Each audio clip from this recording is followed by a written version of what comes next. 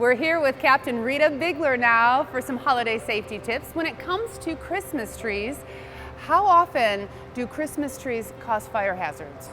Well, it's a hard statistic for me to actually quote on. However, a couple years ago, we had a really significant fire, and those are the statistics that we think about when we talk about Christmas holiday safety, where we actually lost a child in a fire that was related to a Christmas tree and electrical hazards in the home at the holiday. Okay. When you are out buying a Christmas tree, what should we be looking for? Well, so some of the things to think about is people can go cut a Christmas tree down, but most of us go to a tree lot to purchase a Christmas tree. So something to think about is when you walk in there, one of the ways to tell if you're buying a tree that is actually fresh and not brittle is to take the pine needles and kind of pull them towards you. If they start to fall off, that should tell you that that tree is already starting the drying process. This goes to the very extreme, but when you look at these are extremely brittle, and if anyone's ever been at a campfire, if you were to catch these on fire, these will ignite within seconds. And so that's when we think about a dry Christmas tree, we want to make sure that right up front that we're buying something that isn't dry. Okay, so you have your fresh tree home. What are some tips to take care of it when you get it set up?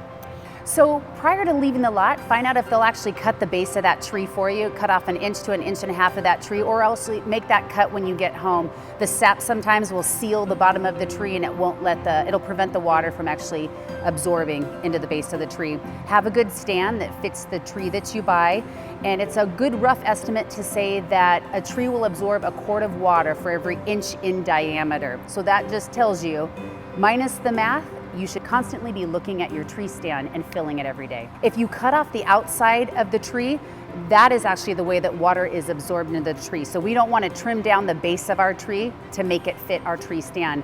But that also goes into tipping hazards. If you start to trim the base of it to try to make it fit, make it into a V, those are ways that the tree will become unsecure in your stand. Okay.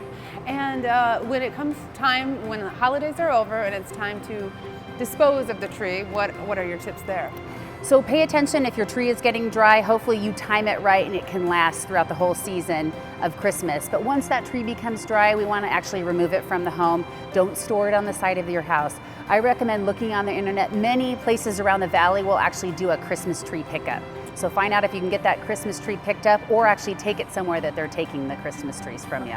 Thank you, Rita, and you're going to be back with us with more safety tips. This is Captain Rita Bigler.